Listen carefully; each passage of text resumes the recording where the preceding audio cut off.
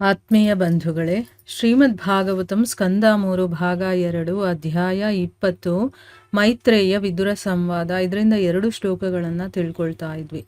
ಹೋದ ಭಾಗದಲ್ಲಿ ಈ ಒಂದು ಶ್ಲೋಕದ ಭಾವಾರ್ಥದಲ್ಲಿ ನಾವು ವಿರಜಾಸ್ಥೀರ್ಥ ಸೇವೆಯ ಅನ್ನುವಂಥದ್ದು ವಿದುರರಿಗೆ, ಅಂದ್ರೆ ಎಲ್ಲ ಕಲ್ಮಶಗಳಿಂದ ಸಂಪೂರ್ಣವಾಗಿ ಶುದ್ಧನಾದಂತಹ ವಿದುರರಿಗೆ ಈ ಒಂದು ಶಬ್ದ ತುಂಬ ಚೆನ್ನಾಗಿ ಅನ್ವಯಿಸುತ್ತೆ ಅನ್ನೋದನ್ನ ತಿಳ್ಕೊಂಡಿದ್ವಿ. ಮತ್ತೆ ಭಾರತದಲ್ಲಿ ನೂರಾರು ಪುಣ್ಯಕ್ಷೇತ್ರಗಳಿದೆ. ಅದರಲ್ಲಿ ಪ್ರಯಾಗ, ಹರಿದ್ವಾರ, ವೃಂದಾವನ ಮತ್ತೆ ರಾಮೇಶ್ವರಗಳು ಕೂಡ ತುಂಬ ಮುಖ್ಯವಾಗಿರುವಂಥದ್ದು ಅಂತಾನೂ ಕೂಡ ತಿಳ್ಕೊಂಡಿದ್ವಿ. ಆಮೇಲೆ ವಿದುರರು ಏನು ಮಾಡ್ತಾರೆ, ರಾಜಕಾರಣ ಮತ್ತೆ ರಾಜತಂತ್ರಗಳಿಂದ ತುಂಬಿರುವಂಥ ತನ್ನ ಮನೆಯನ್ನು ಬಿಟ್ಟು ಯಾವ ಸ್ಥಳವನ್ನು ಪ್ರವೇಶ ಮಾಡಿದ್ರೆ ಒಬ್ಬ ವ್ಯಕ್ತಿ ತನ್ನಷ್ಟಕ್ಕೆ ತಾನೇ ಪರಿಶುದ್ಧನಾಗಿಬಿಡ್ತಾನೋ ಅಂಥ ಪವಿತ್ರ ಸ್ಥಳಗಳಲ್ಲೆಲ್ಲ ಸಂಚಾರ ಮಾಡಿ ಶುದ್ಧನಾಗೋದಕ್ಕೆ ವಿದುರ ಬಯಸ್ತಾನೆ ಅನ್ನೋದನ್ನು ತಿಳ್ಕೊಂಡ್ವಿ. ಈಗ ಮುಂದುವರೆದು ಹೇಳ್ತಾ ಇದ್ದಾರೆ ಇಲ್ಲಿ, ವೃಂದಾವನದ ವಿಷಯದಲ್ಲಂತೂ ಇದು ಸತ್ಯವಾಗಿದೆ. ಅಲ್ಲಿಗೆ ಯಾರೇ ಹೋಗಲಿ ಅವನು ಪಾಪಾತ್ಮನಾಗಿದ್ದರೂ ಕೂಡ ಕೂಡಲೇ ಅಲ್ಲಿ ಆಧ್ಯಾತ್ಮಿಕ ಪರಿಸರದ ಸಂಪರ್ಕಕ್ಕೆ ಬರುತ್ತಾನೆ. ಹಾಗೆ ಇದ್ದಕ್ಕಿದ್ದಂತೆ ಕೃಷ್ಣ ಮತ್ತು ರಾಧೆಯರ ಹೆಸರುಗಳನ್ನು ಜಪಿಸಲು ತೊಡಗುತ್ತಾನೆ. ಅದನ್ನು ನಾವು ಕಣ್ಣಾರೆ ಕಂಡಿದ್ದೇವೆ ಮತ್ತು ನಮಗೆ ಅದರ ಅನುಭವವೂ ಆಗಿದೆ. ಇಲ್ಲಿ ಗುರುಗಳು ವೃಂದಾವನದ ಒಂದು ವಿಶೇಷತೆಯನ್ನು ಹೇಳ್ತಾ ಇದ್ದಾರೆ. ವೃಂದಾವನದ ವಿಷಯದಲ್ಲಿ ಇದು ನಿಜವಾಗ್ಲೂ ಸತ್ಯವಾಗಿದೆ. ಅಂದರೆ ಯಾರಾದರೂ ಪಾಪಿಗಳಾಗಿದ್ರೂ ಕೂಡ ಏನಾದರೂ ಒಂದು ಒಳ್ಳೆ ತೀರ್ಥಕ್ಷೇತ್ರಕ್ಕೆ ಹೋದಾಗ ಅದರ ಒಂದು ಮಹಿಮೆಯಿಂದ ಅಲ್ಲಿರುವಂಥ ಆಧ್ಯಾತ್ಮಿಕತೆಯಿಂದ ಇವ್ರಿಗೆ ಆಟೋಮೆಟಿಕ್ ಆಗಿ ಆಧ್ಯಾತ್ಮಿಕತೆ ಅನ್ನೋದು ಬರೋದಕ್ಕೆ ಶುರುವಾಗುತ್ತೆ. ನೋಡಿ, ಎಷ್ಟೇ ಪಾಪಾತ್ಮನಾಗಿದ್ರೂ ಕೂಡ ಅಲ್ಲಿ ಆಧ್ಯಾತ್ಮ ಪರಿಸರಕ್ಕೆ ಒಂದು ಸಂಪರ್ಕಕ್ಕೆ ಬಂದಿದ ತಕ್ಷಣ ಅವನು ಆಧ್ಯಾತ್ಮಿಕನಾಗಿ ಹೋಗ್ತಾನೆ. ಅಂದರೆ ಅವನಿಗೆ ಇದ್ದಕ್ಕಿದ್ದಂಗೆ ಅಲ್ಲಿ ಯಾವತ್ತೂ ಅವನು ಭಗವಂತನ ಹೆಸರು ಹೇಳಲಿಲ್ಲ ಅಂತಂದ್ರು ಆ ಸಮಯದಲ್ಲಿ ಅಲ್ಲಿ ಹೋಗಿದ ತಕ್ಷಣ ರಾಧಾ, ಕೃಷ್ಣ ಅಂತ ಆ ಹೆಸರುಗಳನ್ನು ಜಪ ಮಾಡೋದಕ್ಕೆ ಶುರು ಮಾಡ್ತಾನೆ. ಅದನ್ನು ನಾನು ಕಣ್ಣಾರೆ ನೋಡಿದ್ದೀನಿ, ಅದರ ಅನುಭವ ನನಗಿದೆ ಅಂತ ಇಲ್ಲಿ ಗುರುಗಳು ಹೇಳ್ತಾ ಇದ್ದಾರೆ. ನಾನು ಕೂಡ ಹೋಗಿದ್ದೆ. ತುಂಬಾ ಒಳ್ಳೆ ಸ್ಥಳ ಅದು. ಅಲ್ಲಿ ತುಂಬ ಪಾವಿತ್ರತೆ, ಅಂದರೆ ಅಲ್ಲಿ ಭಗವಂತನ ನಾಮಸ್ಮರಣೆ ತಂತಾನಾಗೆ ಮಾಡಬೇಕು ಅಂತ ಅನಿಸುತ್ತೆ ನಮಗೇನೆ. ಯಾರು ಮಾಡಿರಲ್ವೋ ಅವರು ಕೂಡ ಮಾಡಬೇಕು ಅನ್ನುವಂಥ ಒಂದು ಮನಸ್ಸು ಅವರಿಗೆ ಬಂದ್ಬಿಡುತ್ತೆ. ಆ ರೀತಿಯ ಒಂದು ಜಾಗ ಯಾವಾಗಲಾದರೂ ನಿಮಗೆ ಒಂದು ಸಂದರ್ಭ ಸಿಕ್ತು ಅಂತಂದರೆ ವೃಂದಾವನಕ್ಕೆ ಹೋಗಿ ಬನ್ನಿ. ನಿಜವಾಗ್ಲೂ ಒಂದು ಒಳ್ಳೆ ಆಧ್ಯಾತ್ಮಿಕ ಸ್ಥಳ ಅದು. ಇಲ್ಲಿ ಮುಂದುವರೆದು ಗುರುಗಳು ಹೇಳ್ತಾ ಇದ್ದಾರೆ, ಕ್ರಿಯಾಶೀಲ ಬದುಕಿನಿಂದ ನಿವೃತ್ತಿ ಹೊಂದಿದ ವಾನಪ್ರಸ್ಥಾಶ್ರಮವನ್ನು ಸ್ವೀಕರಿಸಿದ ಮೇಲೆ ಒಬ್ಬನು ಪುಣ್ಯಕ್ಷೇತ್ರಗಳಲ್ಲೆಲ್ಲ ಸಂಚರಿಸಿ ಪರಿಶುದ್ಧನಾಗಬೇಕೆಂದು ಶಾಸ್ತ್ರಗಳಲ್ಲಿ ಸಲಹೆ ಮಾಡಿದೆ. ವಿದುರನು ತನ್ನ ಪಾಲಿನ ಕರ್ತವ್ಯಗಳೆಲ್ಲವನ್ನೂ ಪೂರ್ಣವಾಗಿ ನಿರ್ವಹಿಸಿ ಕೊನೆಗೆ ಮೈತ್ರೇಯ ಮುನಿಗಳು ಇದ್ದ ಕುಶಾವರ್ತ ಅಥವಾ ಹರಿದ್ವಾರವನ್ನು ಸೇರಿದನು. ಈಗ ಗೃಹಸ್ಥಾಶ್ರಮದಲ್ಲಿರ್ತೀವಿ, ನಮ್ಮ ಒಂದು ಕೆಲಸ ಕಾರ್ಯಗಳು, ನಮ್ಮ ಜವಾಬ್ದಾರಿಗಳು ಇದೆಲ್ಲ ಮುಗಿದ ಮೇಲೆ, ಅಂದರೆ 50 ಒಳಗಡೆ ಇದನ್ನೆಲ್ಲ ಮುಗಿಸ್ಕೋಬೇಕು ಆಯಿತಾ. ಮುಗಿದ ಮೇಲೆ 50 ವರ್ಷದ ಮೇಲೂ ಕೂಡ ನಾನು ಇನ್ನೂ ಅದನ್ನೇ ಆ ಗೃಹಸ್ಥಾಶ್ರಮದ ಜೀವನವನ್ನೇ ನಾನು ಎಂಜಾಯ್ ಮಾಡ್ಕೊಂಡಿರ್ತೀನಿ ಅಂತಂದರೆ ಅದು ತಪ್ಪಾಗತ್ತೆ. ಯಾಕಂದರೆ ನಾವು ಬಂದಿರೋದು ಬರೀ ಇಲ್ಲಿ ನಮ್ಮ ಭೋಗಗಳನ್ನು ಭೋಗಿಸ್ಕೊಳ್ಳೋದಕ್ಕಲ್ಲ, ನಾವು ಮುಕ್ತಿಯನ್ನು ಹೊಂದೋದು ಕೂಡ ನಾವು ಪ್ರಯತ್ನವನ್ನು ಮಾಡಬೇಕು. ಅದಕ್ಕೆ ಅಂತಲೇ ಈ ಮನುಷ್ಯ ಜನ್ಮವನ್ನು ಭಗವಂತ ಕೊಟ್ಟಿರೋದು. ಸೊ ಅದಕ್ಕೇ ನಮ್ಮ ಧರ್ಮಗಳಲ್ಲಿ ನಮ್ಮ ರೀತಿ ನೀತಿ ಹೇಗಿದೆ ಅಂತಂದರೆ ಒಂದೊಂದು ಸ್ಟೇಜಲ್ಲಿ ಒಂದೊಂದು ಆಶ್ರಮವನ್ನು ಕೊಟ್ಟಿದ್ದಾರೆ. ಈಗ 50 ಆದಮೇಲೆ ವಾನಪ್ರಸ್ಥಾಶ್ರಮ ಅಂದರೆ ನಿವೃತ್ತಿ ಜೀವನ, ರಿಟೈರ್ಮೆಂಟ್ ಲೈಫ್ ಅಂತ ಹೇಳ್ತೀವಲ್ವ, ಅದು ಬರುತ್ತೆ. ಅವಾಗ ಏನು ಮಾಡಬೇಕು ಅಂತಂದರೆ ಪುಣ್ಯಕ್ಷೇತ್ರಗಳಿಗೆಲ್ಲ ಹೋಗಿ ಪರಿಶುದ್ಧನಾಗಬೇಕು ಅನ್ನೋದನ್ನು ಶಾಸ್ತ್ರಗಳಲ್ಲಿ ಹೇಳಿದ್ದಾರೆ. ಮೊದಲು ಕಾಡಿಗೆ ಹೋಗ್ತಾ ಇದ್ರು, ಕಾಡಿಗೆ ಹೋಗಿ ಅಲ್ಲಿ ವಾನಪ್ರಸ್ಥಾಶ್ರಮದ ಜೀವನವನ್ನು ನಡೆಸ್ತಾ ಇದ್ರು. ಈಗ ನಾವೇನು ಮಾಡಬೇಕು, ಪುಣ್ಯಕ್ಷೇತ್ರಗಳಿಗೆ ಹೋಗಬೇಕು ಅಥವಾ ಭಗವಂತನ ನಾಮಸ್ಮರಣೆಯನ್ನು ಸದಾ ಮಾಡಬೇಕು, ಧರ್ಮಗ್ರಂಥಗಳನ್ನು ಓದಿ ಅದರಲ್ಲಿ ಏನಿದೆ ವಿಚಾರಗಳನ್ನು ತಿಳ್ಕೋಬೇಕು. ಇದೆಲ್ಲ ಮಾಡಬೇಕಾಗಿರುವಂಥ ಸಮಯ. ವಿದುರ ಏನು ಮಾಡ್ದ, ತನ್ನ ಪಾಲಿನ ಕರ್ತವ್ಯಗಳೇನಿದೆಯೋ ಅದನ್ನೆಲ್ಲ ಕಂಪ್ಲೀಟಾಗಿ ಮಾಡ್ದ.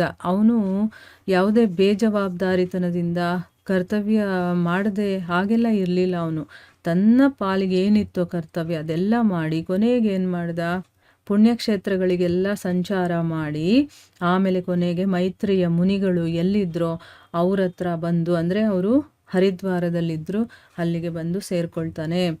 ವ್ಯಕ್ತಿಯು ಪುಣ್ಯಕ್ಷೇತ್ರಗಳಿಗೆ ಹೋಗುವುದು ಸ್ನಾನ ಮಾಡುವುದಕ್ಕೆ ಮಾತ್ರವಲ್ಲ, ಮೈತ್ರೇಯರಂತಹ ಮುನಿಗಳನ್ನು ಹುಡುಕಿ ಅವರಿಂದ ಉಪದೇಶವನ್ನು ಪಡೆಯುವುದಕ್ಕೆ. ಇದು ಮತ್ತೊಂದು ಮಹತ್ವದ ವಿಷಯ. ಹಾಗೆ ಮಾಡದಿದ್ದರೆ ನಾವು ಪುಣ್ಯಕ್ಷೇತ್ರಗಳಿಗೆ ಹೋದದ್ದು ಕೇವಲ ಕಾಲಹರಣವಾಗುತ್ತದೆ. ನೋಡಿದ್ರ, ಒಬ್ಬ ವ್ಯಕ್ತಿ ಪುಣ್ಯಕ್ಷೇತ್ರಕ್ಕೆ ಹೋಗೋದು ಏನಕ್ಕೆ? ನಾವೇನು ಮಾಡ್ತೀವಿ?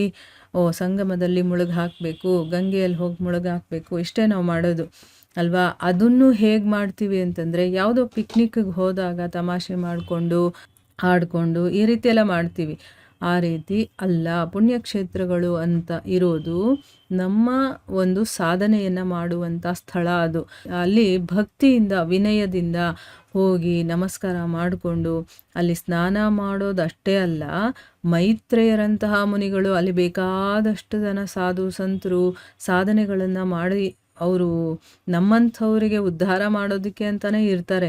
ಅಂಥ ಮುನಿಗಳನ್ನು ಹುಡುಕಬೇಕು ನಾವು, ಆಮೇಲೆ ಅವರಿಂದ ಉಪದೇಶವನ್ನು ಪಡ್ಕೊಳ್ಬೇಕು. ಇದು ನಿಜವಾಗ್ಲೂ ಒಂದು ಮಹತ್ವದ ವಿಷಯ. ಇದನ್ನು ಬಿಟ್ಬಿಡ್ತೀವಿ ನಾವು, ಸುಮ್ಮನೆ ಹೋಗೋದು ಮುಳುಗಿ ಹಾಕೋದು. ಅದು ಕೂಡ ಒಂದು ಭಕ್ತಿಯಿಂದ ಮಾಡೋದಿಲ್ಲ ನಾವು, ಅಲ್ಲೂ ಕೂಡ ನಾವು ಆಟ ಆಡೋ ಥರ ಮಾಡ್ತೀವಿ. ಅದೆಲ್ಲ ತಪ್ಪು. ಅಲ್ಲಿ ಹೋದಾಗ ಒಂದು ಶ್ರದ್ಧೆ ಭಕ್ತಿ ಅದೆಲ್ಲ ಇರಬೇಕು. ಈಗ ನಾವೇನಾದರೂ ಆ ರೀತಿ ಅಲ್ಲಿ ಹೋಗಿ ಒಂದು ಒಳ್ಳೆಯ ಉಪದೇಶವನ್ನು ಪಡೆದಿಲ್ಲ ಅಂತಂದರೆ ನಾವು ಪುಣ್ಯಕ್ಷೇತ್ರಗಳಿಗೆ ಹೋಗಿದ್ದು ಕೂಡ ಕೇವಲ ನಾವು ಟೈಮ್ ವೇಸ್ಟ್ ಮಾಡ್ದಂಗೆ ಅಂತ ಹೇಳ್ತಾ ಇದ್ದಾರೆ.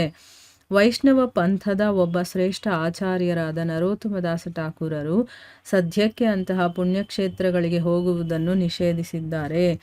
ಏಕೆಂದರೆ ಈ ಯುಗದಲ್ಲಿ ಕಾಲವು ತುಂಬ ಬದಲಾಗಿದ್ದು ಪುಣ್ಯಕ್ಷೇತ್ರಗಳಲ್ಲಿ ಈಗ ನಿವಾಸಿಗಳಾಗಿರುವವರ ವರ್ತನೆಯನ್ನು ನೋಡಿ ಒಬ್ಬ ಪ್ರಾಮಾಣಿಕ ವ್ಯಕ್ತಿಯು ಬೇರೆಯೇ ಅಭಿಪ್ರಾಯವನ್ನು ಹೊಂದಬಹುದು. ಅಂತಹ ಸ್ಥಳಗಳಿಗೆ ಹೋಗುವ ತೊಂದರೆ ತೆಗೆದುಕೊಳ್ಳುವುದಕ್ಕಿಂತ ನಮ್ಮ ಮನಸ್ಸನ್ನು ಗೋವಿಂದನಲ್ಲಿ ಕೇಂದ್ರೀಕರಿಸಿದರೆ ಅದು ಸಹಾಯಕವಾಗುತ್ತದೆ ಎಂದು ಅವರು ಸಲಹೆ ಮಾಡಿದ್ದಾರೆ. ಅಂದರೆ ಅರ್ಥ, ಈಗಿನ ಕಾಲಕ್ಕೆ ಏನು ಆಗಿದೆ ಇವಾಗ ಅನ್ನೋದನ್ನ ಇಲ್ಲಿ ಒಬ್ಬ ವೈಷ್ಣವ ಪಂಥದ ಶ್ರೇಷ್ಠ ಆಚಾರ್ಯರು, ಯಾರು? ನರೋತ್ತಮದಾಸ್ ಠಾಕೂರರು ಅಂತಂದ್ಬಿಟ್ಟು ಅವ್ರೇನು ಹೇಳಿದ್ದಾರೆ ಅಂದರೆ, ಸದ್ಯಕ್ಕಂತೂ ಈಗ ಪುಣ್ಯಕ್ಷೇತ್ರಗಳಿಗೆ ಹೋಗೋದನ್ನೇ ನಾವು ನಿಲ್ಲಿಸ್ಬೇಕು. ಯಾಕೆ ಅಂತಂದರೆ ಈ ಯುಗದಲ್ಲಿ ಕಾಲ ಅನ್ನೋದು ತುಂಬ ಬದಲಾಗಿದೆ. ಅಲ್ಲಿ ಮೋಸ ಮಾಡೋರು ಇರ್ತಾರೆ, ಆಮೇಲೆ ಅವರು ನಿಜವಾಗಲೂ ಒಬ್ಬ ಮುನಿಗಳೇ ಆಗಿರೋದಿಲ್ಲ, ಆ ರೀತಿ ಎಲ್ಲ ಇರುತ್ತೆ ಅಲ್ವಾ? ನಮಗೆ ಹುಡುಕೋ ಅಂಥ ಅರ್ಹತೆ ನಮಗೂ ಇರೋದಿಲ್ಲ, ಹೇಳೋ ಅಂಥ ಅರ್ಹತೆ ಅಲ್ಲಿರೋರಿಗೂ ಇರೋದಿಲ್ಲ. ಅದಕ್ಕೋಸ್ಕರನೇ ಇಲ್ಲಿ ಹೇಳ್ತಾ ಇದ್ದಾರೆ ನೋಡಿ, ಪುಣ್ಯಕ್ಷೇತ್ರಗಳಲ್ಲಿ ಈಗ ಇರುವಂಥವ್ರ ವರ್ತನೆಯನ್ನು ನೋಡಿ ಒಬ್ಬ ಪ್ರಾಮಾಣಿಕವಾಗಿರುವಂಥ ವ್ಯಕ್ತಿ ಅವ್ರ ಬಗ್ಗೆ ಬೇರೆಯೇ ಅಭಿಪ್ರಾಯ ಬಂದ್ಬಿಡುತ್ತೆ. ಅದಕ್ಕೆ ಅಂಥ ಸ್ಥಳಕ್ಕೆ ಹೋಗೋದಕ್ಕಿಂತ ಮುಖ್ಯವಾಗಿ ನಾವೇನು ಮಾಡಬೇಕು, ನಮ್ಮ ಮನಸ್ಸನ್ನು ಗೋವಿಂದನಲ್ಲಿ ಕೇಂದ್ರೀಕರಿಸಿದ್ರೆ ಅದು ನಮಗೆ ತುಂಬ ಸಹಾಯ ಮಾಡುತ್ತೆ ಅನ್ನುವಂಥ ಒಂದು ಸಲಹೆಯನ್ನು ಕೊಟ್ಟಿದ್ದಾರೆ. ಕಾಲಾಯ ತಸ್ಮೈ ನಮಃ ಅಂತ ಹೇಳ್ತಾರೆ. ಆ ಕಾಲಕ್ಕೆ ನಾವು ಹೇಗೆ ನಡ್ಕೋಬೇಕೋ ಹಾಗೆ ನಡ್ಕೊಂಡ್ರೆ ಒಳ್ಳೆಯದು. ಈಗ ತೀರ್ಥಕ್ಷೇತ್ರಗಳಿಗೆ ಹೋಗಬೇಕು, ಅಲ್ಲಿಗೆ ಹೋದ ಮೇಲೆ ಬರೀ ಸ್ನಾನ ಮಾಡೋದಷ್ಟೇ ಅಲ್ಲ, ಅಲ್ಲಿ ಯಾರಾದರೂ ಸಾಧು ಸಂತರಿಂದ ನಾವು ಉಪದೇಶಗಳನ್ನು ಪಡಿಬೇಕು. ಆದರೆ ಈಗಿನ ಕಾಲದಲ್ಲಿ ಅಲ್ಲಿರೋರು ಹೇಗಿರ್ತಾರೆ ಏನು ಅನ್ನೋದು ನಮಗೂ ಗೊತ್ತಿಲ್ಲ, ಅವ್ರು ಹೇಗಿರ್ತಾರೆ ಅಂತ. ಅವರಿಂದ ಮೋಸ ಹೋದರೂ ಹೋಗ್ಬೋದು, ಅಥವಾ ಅವ್ರು ಹೇಗಿದ್ದಾರೋ ಅದನ್ನು ನೋಡಿ ನಾವು ಬೇರೆ ಅಭಿಪ್ರಾಯವನ್ನೇ ನಾವು ಪಡ್ಕೊಳ್ಬೋದು. ಅದಕ್ಕೋಸ್ಕರ ಏನು ಮಾಡ್ತಾ ಇದ್ದಾರೆ, ಇಲ್ಲಿ ನಮಗೆ ಒಂದು ಸಲಹೆಯನ್ನು ಕೊಡ್ತಾ ಇದ್ದಾರೆ. ನೀವು ತೀರ್ಥಕ್ಷೇತ್ರಗಳಿಗೆ ಹೋಗೋದು ಬೇಡ, ಅದರ ಬದಲಾಗಿ ಎಲ್ಲಿದಿರೋ ಅಲ್ಲೇ ಆ ಗೋವಿಂದನಲ್ಲಿ ನಮ್ಮ ಮನಸ್ಸನ್ನು ಇಡೋದು ಒಳ್ಳೆಯದು, ಅದು ನಮಗೆ ಸಹಾಯ ಮಾಡುತ್ತೆ ಅಂತಂದ್ಬಿಟ್ಟು ಇಲ್ಲಿ ಸಲಹೆಯನ್ನು ಕೊಟ್ಟಿದ್ದಾರೆ. ಯಾವುದಾದರೂ ಸ್ಥಳದಲ್ಲಿ ಇದ್ದುಕೊಂಡು ತನ್ನ ಮನಸ್ಸನ್ನು ಗೋವಿಂದನಲ್ಲಿ ಕೇಂದ್ರೀಕರಿಸುವುದು ಆಧ್ಯಾತ್ಮಿಕವಾಗಿ ಬಹಳವಾಗಿ ಮುಂದುವರಿದವರಿಗೆ ಇರುವ ಮಾರ್ಗವೇ ಹೊರತು ಜನಸಾಮಾನ್ಯರಿಗಲ್ಲ ಎಂಬುದು ನಿಜ. ಇಷ್ಟಾದರೂ ಜನಸಾಮಾನ್ಯರು ಪ್ರಯಾಗ, ಮಥುರಾ, ವೃಂದಾವನ ಮತ್ತು ಹರಿದ್ವಾರಗಳಂತಹ ಪುಣ್ಯಕ್ಷೇತ್ರಗಳಿಗೆ ಹೋಗುವುದರಿಂದ ಪ್ರಯೋಜನ ಪಡೆಯಬಹುದು. ಈಗ ನೋಡಿ, ಯಾವುದಾದ್ರೂ ಒಂದು ಸ್ಥಳದಲ್ಲಿ ಇದ್ಕೊಂಡು ನಾವು ನಮ್ಮ ಮನಸ್ಸನ್ನು ಗೋವಿಂದನಲ್ಲಿ ಕೇಂದ್ರೀಕರಿಸೋದಿದೆಯಲ್ಲ, ಇದು ಯಾರಿಗೆ ಸಾಧ್ಯವಾಗುತ್ತೆ? ಸಾಮಾನ್ಯ ಜನಗಳಿಗೆ ಸಾಧ್ಯ ಆಗೋದಿಲ್ಲ. ಅವ್ರು ಎಲ್ಲಿರ್ತಾರೋ ಅಲ್ಲೇ ಗೋವಿಂದನನ್ನು ನಿಮ್ಮ ಮನಸ್ಸಲ್ಲಿ ಇಟ್ಕೊಂಡು ಭಜನೆ ಮಾಡಿ ಅಂತಂದರೆ ಅವರು ಅಯ್ಯೋ ನಮಗೆ ಬೋರ್ ಆಗುತ್ತೆ, ಹಾಗಾಗುತ್ತೆ, ಹೀಗಾಗುತ್ತೆ ಅಂತ ಹೇಳ್ತಾರೆ. ಯಾಕೆ? ಅವ್ರಿಗಿನ್ನೂ ಆ ಭಗವಂತನಲ್ಲಿ ಮನಸ್ಸು ಬಂದಿರೋದಿಲ್ಲ. ಸೊ ಆಧ್ಯಾತ್ಮಿಕವಾಗಿ ಯಾರು ಸ್ವಲ್ಪ ಮುಂದುವರೆದಿರ್ತಾರೋ ಅಂಥವರಿಗೆ ಈ ಮಾರ್ಗ ಸರಿಯಾಗಿರುತ್ತೆ ಹೊರತು ಜನಸಾಮಾನ್ಯರು ಇನ್ನೂ ಐಹಿಕದಲ್ಲೇ ಮುಳುಗಿರ್ತಾರೆ ನೋಡಿ, ಅಂಥವರಿಗೆ ಇದು ಸಾಧ್ಯವಾಗೋದಿಲ್ಲ. ಹಾಗಾದರೆ ಅವರೇನು ಮಾಡಬೇಕು ಅಂತಂದರೆ, ಏನು ಮಾಡಬೇಕು ಅಂದರೆ ಪ್ರಯಾಗ, ಮಥುರಾ, ವೃಂದಾವನ, ಹರಿದ್ವಾರ ಇಂಥ ಪುಣ್ಯಕ್ಷೇತ್ರಗಳಿಗೆ ಹೋಗೋದ್ರಿಂದ ಸ್ವಲ್ಪ ಆದರೂ ಅವರಿಗೆ ಪ್ರಯೋಜನ ಅನ್ನೋದು ಸಿಗುತ್ತೆ, ಉಪಯೋಗ ಅನ್ನೋದು ಆಗುತ್ತೆ ಅಂತಂದ್ಬಿಟ್ಟು ಇಲ್ಲಿ ಹೇಳ್ತಾ ಇದ್ದಾರೆ. ಸಾಧನೆಯ ಪ್ರಾರಂಭದಲ್ಲಿ ಯಾರು ಇರ್ತಾರೋ ಅವರು ತೀರ್ಥಕ್ಷೇತ್ರಗಳಿಗೆ ಹೋಗ್ತಾ ಇರಬೇಕು, ಹೋಗ್ತಾ ಬರ್ತಾ ಇದ್ದಾಗ ಅವ್ರಿಗೆ ಯಾವುದಾದ್ರೂ ಒಂದು ರೀತಿಯಲ್ಲಿ ಯಾರೋ ಒಬ್ಬರು ಸಹಾಯ ಮಾಡ್ತಾರೆ. ಯಾಕಂದರೆ ಅವ್ರು ಎಷ್ಟು ಸೀರಿಯಸ್ ಆಗಿ ಅದನ್ನು ಮಾಡ್ತಾ ಇರ್ತಾರೋ ಅದ್ರ ಮೇಲೆ ಅದು ಡಿಪೆಂಡ್ ಆಗುತ್ತೆ. ಆಮೇಲೆ ಅವರಿಗೆ ಉಪದೇಶಗಳು ಅದೆಲ್ಲ ಸಿಗೋದಕ್ಕೆ ಶುರುವಾಗುತ್ತೆ. ಆಮೇಲೆ ಅವರು ಎಲ್ಲಿರ್ತಾರೋ ಅಲ್ಲೇ ಗೋವಿಂದನ ಭಜನೆಯನ್ನು ಮಾಡೋದಕ್ಕೆ ಅರ್ಹತೆಯನ್ನು ಪಡಿತಾರೆ. ಸೊ ಅದಕ್ಕೆ ಸಾಧನೆಯ ಆರಂಭದ ಹಾದಿಯಲ್ಲಿ ನಾವು ತೀರ್ಥಕ್ಷೇತ್ರಗಳಿಗೆ ಹೋಗಬೇಕು. ಆದರೆ ಯಾವ ರೀತಿ ಹೋಗಬೇಕು? ಅಲ್ಲಿ ಭಕ್ತಿ ಇರಬೇಕು. ನಾನು ಈ ಒಂದು ಆಧ್ಯಾತ್ಮಿಕತೆಯಲ್ಲಿ ಮುಂದುವರಿಬೇಕಪ್ಪ, ಅದಕ್ಕೆ ನಾನು ಶ್ರದ್ಧೆಯನ್ನು ಇಟ್ಕೊಂಡು ಹೋಗಿ ತೀರ್ಥಕ್ಷೇತ್ರಗಳಿಗೆ ದರ್ಶನವನ್ನು ಮಾಡಬೇಕು ಅಂತ ಇಲ್ಲಿ ಹೇಳ್ತಾ ಇರೋದು. ಇದರ ಮುಂದುವರೆದ ಭಾಗ ಇದೆ, ಅದನ್ನು ನಾವು ಮುಂದಿನ ಭಾಗದಲ್ಲಿ ತಿಳ್ಕೊಳ್ಳೋಣ. ಹರೇ ಕೃಷ್ಣ.